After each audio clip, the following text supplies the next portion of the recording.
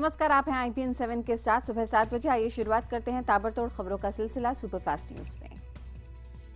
बिहार में बीजेपी आज जोर शोर से अपना चुनावी बिगुल फूकेगी। आगामी विधानसभा चुनाव के मद्देनजर लालू नीतीश के गठबंधन को मात देने के लिए बीजेपी अब पूरे जोर शोर से मैदान में उतरने जा रही है। आज से बीजेपी परिवर्तन रथ यात्रा की शुरुआत करेगी। बीजेपी अध्यक्ष अमित शाह पटना से 160 हाईटेक परिवर्तन रथों को रवाना करेंगे।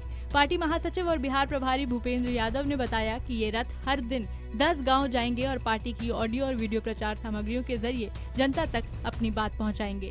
सितंबर-अक्टूबर में होने जा रहे बिहार विधानसभा चुनाव से पहले बीजेपी की कोशिश है कि आगामी 100 दिनों में हर जिले में रैली की जाए। खबरों के मुताबिक 25 जुलाई को मुजफ्फरपुर में पीएम नरेंद्र मोदी की भी रैली है। बिहार के मुख्यमंत्री नीतीश कुमार ने बीजेपी की परिवर्तन रथ यात्रा पर चुटकी ली है। उन्होंने कहा कि बीजेपी अब इस रथ को लेकर बिहार को गड्ढे में गिराना चाहती है। नीतीश ने बीजेपी पर बिहार को गर्त में ले जाने का आरोप लगाया है। उन्होंने कहा कि बिहार अब आगे बढ़ रहा है तो बीजेपी कैसा परिवर्तन चाहती है। उधर बीजेपी के नेता सुशील मोदी ने कहा है कि आज से उनकी पार्टी बिहार के गाँव-गाँव में जाएगी और नीतीश की नाकामी के बारे में लोगों को बताएगी। प्रधानमंत्री नरेंद्र मोदी आज अपने संसदीय क्षेत्र वाराणसी जा रहे हैं। अपनी वाराणसी यात्रा के दौरान प्रधानमंत्री कई विकास परियोजनाओं की नींव रखेंगे। पीएम मोदी आज BHU ट्रॉमा सेंटर का लोकार्पण भी करेंगे। उसके बाद DLW में रिंग रोड और 2 बिजली सब स्टेशन का शिलान्यास और इंटीग्रेटेड पावर डेवलपमेंट स्कीम का शुभारंभ करेंगे। साथ ही वो एक जनसभा को भी संबोधित करेंगे। आपको बता दें कि इससे पहले 28 जून को प्रधानमंत्री का वाराणसी दौरा होना था, लेकिन तेज बारिश के चलते ऐन मौके पर इस कार्यक्रम को रद्द करना पड़ा था। प्रधानमंत्री कार्यालय ने केंद्र सरकार के सभी मंत्रालयों से 1 साल का रिपोर्ट कार्ड तलब किया है। इनमें उन मंत्रालयों पर ज्यादा जोर दिया गया है जिनका जिक्र प्रधानमंत्री नरेंद्र मोदी ने पिछले साल अपने 15 अगस्त के भाषण में किया था। लाल किले से अपने पहले भाषण में प्रधानमंत्री मोदी ने देश की जनता से कुछ वायदे किए थे। अगले महीने 15 तारीख को जब पीएम मोदी लाल किले से भाषण देंगे तो बताएंगे कि कितना सफर तय हुआ और कितना बाकी है। पत्र में सभी मंत्रालयों और विभागों से 250 शब्दों की रिपोर्ट में ऐसी 5 मुख्य उपलब्धियाँ गिनाने को कहा गया है जिनसे आम लोगों की जिंदगी में सुधार हुआ है। व्यापम घोटाले को लेकर 2 नई याचिकाओं पर आज सुप्रीम कोर्ट में सुनवाई होगी। इन याचिकाओं में मांग की गई है कि जिन लोगों ने घोटाले को उजागर किया, जो मामले में गवाह है या सरकार के खिलाफ मुकदमा लड़ रहे हैं, उन्हें सुरक्षा दी जाए। हालांकि कुछ लोगों को सुरक्षा मिली हुई है, लेकिन याचिकाकर्ता उसे नाकाफी मानते हैं। साथ ही एक याचिका में मांग की गई है कि निजी मेडिकल कॉलेजों में हुए दाखिले को भी CBI जाँच के दायरे में लाया जाए। व्यापम घोटाले में कांग्रेस ने पेट्रोलियम मंत्री धर्मेंद्र प्रधान पर निशाना साधा है। कांग्रेस ने उनके इस्तीफे की मांग की है। कांग्रेस नेता रणदीप सुरजेवाला ने कहा कि इनकम टैक्स की रिपोर्ट में व्यापम के मुख्य आरोपी सुधीर शर्मा के घर से जब्त दस्तावेजों में धर्मेंद्र प्रधान का भी नाम मिला है। इसके आधार पर सुरजेवाला ने कई संगीन इल्जाम भी मढ़े। सुरजेवाला ने कहा कि मामले की निष्पक्ष जांच के लिए CM शिवराज सिंह चौहान को पद से फौरन इस्तीफा देना चाहिए। उधर धर्मेंद्र प्रधान ने अपने ऊपर लगे सारे आरोपों को खारिज कर दिया है। सुप्रीम कोर्ट के आदेश पर CBI ने व्यापम घोटाले की जांच शुरू कर दी है। बुधवार को CBI ने व्यापम में 3 केस दर्ज कर लिए हैं। 2010 की PMT से जुड़े पहले केस में 21 आरोपी हैं। 2011 प्री PG परीक्षा से जुड़े दूसरे केस में 8 आरोपी हैं। 2009 और 2010 की PMT से जुड़े एक और केस में 28 आरोपी बनाए गए हैं। CBI ने पत्रकार अक्षय सिंह, मेडिकल छात्रा नम्रता डामोर के अलावा विजय पटेल, राजेंद्र आर्या की मौत से जुड़े रिकॉर्ड्स भी पुलिस से मांगे हैं। वहीं कांग्रेस ने व्यापम घोटाले में हुई मौतों और शिवराज सरकार की भूमिका के विरोध में आज राज्यव्यापी बंद बुलाया है। दिल्ली में पेट्रोल डीजल महंगा हो गया है। दिल्ली की आम आदमी पार्टी सरकार ने लोगों की उम्मीदों पर पानी फेरते हुए पेट्रोल डीजल पर वैट बढ़ा दिया है। दिल्ली सरकार ने पेट्रोल पर वैट 20% से बढ़ाकर 25% कर दिया है, तो डीजल पर वैट 12.5% से बढ़ाकर 16.6% कर दिया है। वैट बढ़ाए जाने के बाद अब दिल्ली में पेट्रोल 2 रुपए 78 पैसे और डीजल 1 रुपए 83 पैसे महंगा हो जाएगा। यानी अब दिल्ली में पेट्रोल 69 रुपए 43 पैसे प्रति लीटर तो डीजल 52 रुपए 7 पैसे प्रति लीटर मिलेगा। बढ़ी हुई कीमतें आधी रात से लागू हो गई हैं। बीजेपी और कांग्रेस ने पेट्रोल डीजल पर वैट बढ़ाने को लेकर दिल्ली की आम आदमी पार्टी सरकार के खिलाफ मोर्चा खोल दिया है। बीजेपी ने दिल्ली सरकार को आम आदमी के खिलाफ काम करने वाली सरकार बताया है, तो वहीं कांग्रेस ने भी कहा है कि इस सरकार को आम लोगों से कोई मतलब नहीं है। कांग्रेस नेता PC चाको ने कहा कि केजरीवाल सरकार वही कदम उठा रही है जो आम आदमी के खिलाफ है। उधर आम आदमी पार्टी ने वैट की बढ़ोतरी को सही करार देते हुए कहा है कि उत्तर भारत के सभी राज्यों के वित्त मंत्रियों ने ये निर्णय लिया है कि सभी राज्यों में पेट्रोल डीजल के दाम एक होने चाहिए। उनका कहना है कि उसी के मद्देनजर पेट्रोल डीजल पर वैट की दर बढ़ा दी गई है। लेकिन इस बीच अच्छी खबर ये है कि ईरान पर लगा बैन हटने के साथ भारत में तेल की कीमतों में कमी हुई है। पेट्रोल और डीजल की कीमतों में 2 रुपए प्रति लीटर की कटौती का ऐलान किया है। नई दरें बुधवार आधी रात से लागू हो गई हैं। बीते 30 जून को पेट्रोल और डीजल दोनों की कीमतों में 31 पैसा और 71 पैसा प्रति लीटर की कटौती की गई थी, जबकि 15 जून को तेल कंपनियों ने पेट्रोल की कीमतों में 64 पैसा प्रति लीटर की बढ़ोतरी और डीजल में 1 रुपए 35 पैसे प्रति लीटर की कमी की थी। इससे पहले 16 मई को पेट्रोलियम कंपनियों ने पेट्रोल और डीजल की कीमतों में 3 रुपए 13 पैसे प्रति लीटर और 2 रुपए 71 पैसे प्रति लीटर की बढ़ोतरी की थी। दिल्ली महिला आयोग की नई अध्यक्ष स्वाति मालीवाल होंगी। वो वर्तमान अध्यक्ष बरखा शुक्ला सिंह का कार्यकाल खत्म होने के बाद उनकी जगह लेंगी। स्वाति के पति नवीन जयहिंद हरियाणा में आम आदमी पार्टी के बड़े नेता हैं। स्वाति फिलहाल दिल्ली के मुख्यमंत्री अरविंद केजरीवाल के लिए बतौर जन शिकायत सलाहकार काम कर रही हैं। 30 साल की स्वाति आरटीआई कार्यकर्ता हैं और इंडिया अगेंस्ट करप्शन की कोर कमेटी की सबसे युवा सदस्य रही हैं।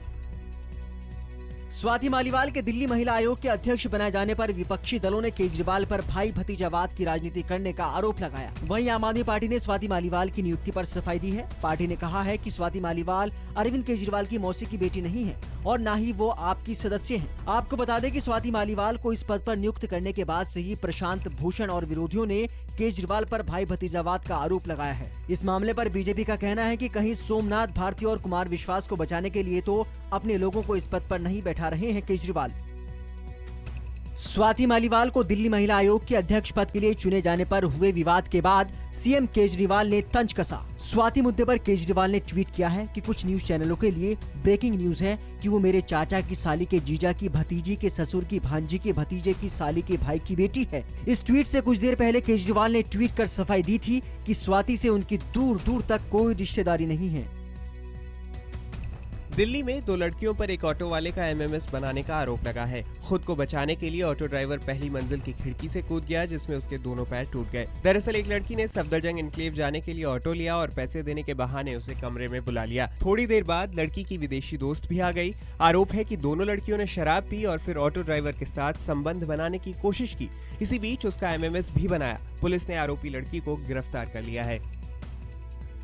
प्रधानमंत्री नरेंद्र मोदी ने बुधवार को वर्ल्ड यूथ स्किल डे के मौके पर स्किल इंडिया कैंपेन की शुरुआत की है। दिल्ली के विज्ञान भवन में आयोजित कार्यक्रम में पीएम मोदी ने national skill development mission documents भी लॉन्च किया। इस मौके पर प्रधानमंत्री नरेंद्र मोदी ने कहा कि देश का हर गरीब नौजवान उनकी फौज है और वो सबको स्किल बनाना चाहते हैं। कोई नौजवान हाथ फैलाकर मांगने को मजबूर न होगा।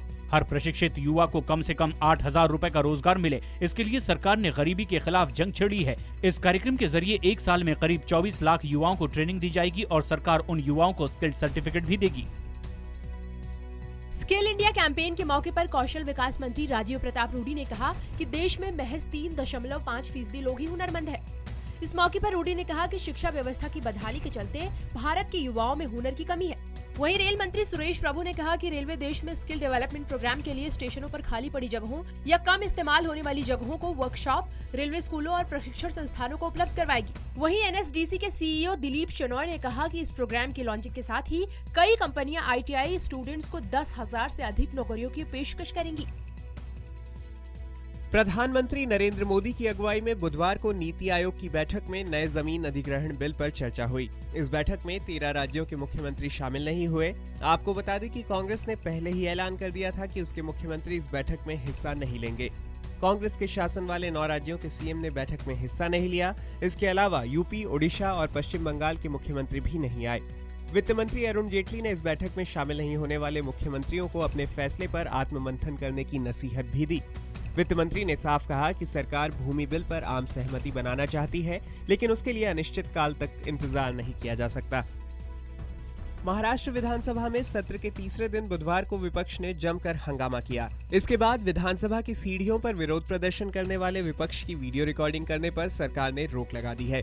विपक्ष ने सरकार के इस कदम को मीडिया पर अंकुश लगाने वाला कदम करार दिया। सरकार के इस फरमान के खिलाफ विपक्ष विधानसभा परिसर में काफी समय तक हंगामा और नारेबाजी करता रहा।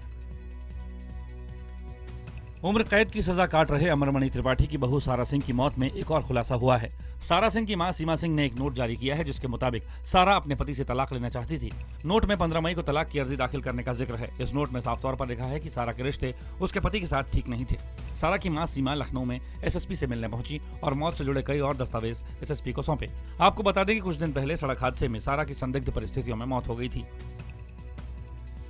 जम्मू के अखनूर में एक बार फिर पाकिस्तान की तरफ से सीज फायर का उल्लंघन किया गया है। पाकिस्तान ने बीएसएफ की चौकियों और रिहायशी इलाकों को निशाना बनाकर फायरिंग की, जिसमें एक महिला की मौत हो गई जबकि 3 स्थानीय नागरिकों के साथ एक जवान घायल हो गया है।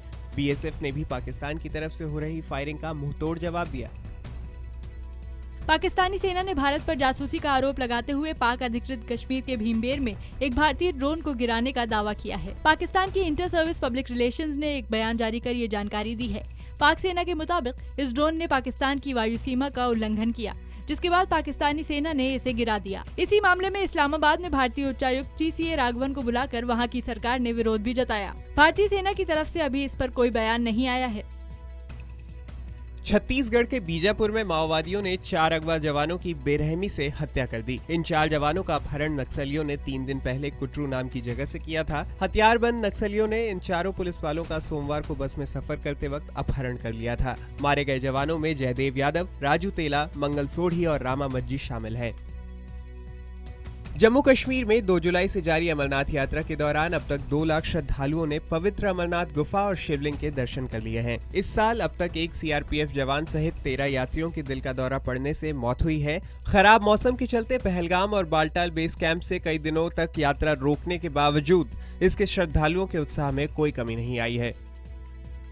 यूपी के फतेहाबाद में झूठी शान की खातिर एक प्रेमी जोड़े की हत्या का मामला सामने आया है। लड़का शादीशुदा महिला से प्रेम करता था। आरोप है कि महिला के भाई और ससुराल वालों ने मिलकर दोनों की जमकर पिटाई की और घर के अंदर पानी के कुंड में तब तक डुबो कर रखा जब तक दोनों की मौत नहीं हो गई। हत्या के बाद दोनों के शवों को भाखड़ा नहर में फेंक दिया गया। पुलिस ने दोनों के शव बरामद करने के बाद आरोपियों को रिमांड पर ले लिया है।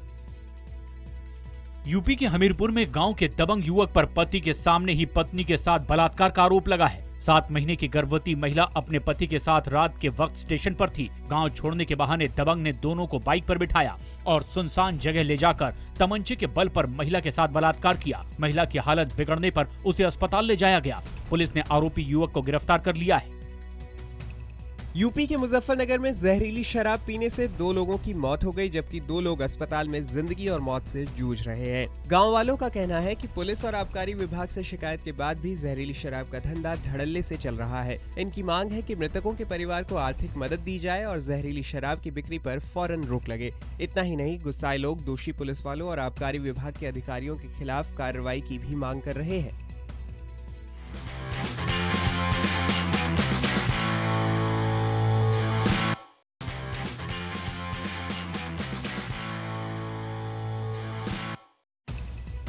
आईपीएल फिक्सिंग और सट्टेबाजी मामले में चेन्नई सुपर किंग्स और राजस्थान रॉयल्स के सस्पेंशन से बीसीसीआई परेशान जरूर है, लेकिन आईपीएल के चेयरमैन राजीव शुक्ला ने कहा है कि उन्हें यकीन है कि रास्ता निकल जाएगा। बोर्ड अब एक इमरजेंसी योजना पर काम कर रहा है ताकि लीग में 8 टीम रह सके।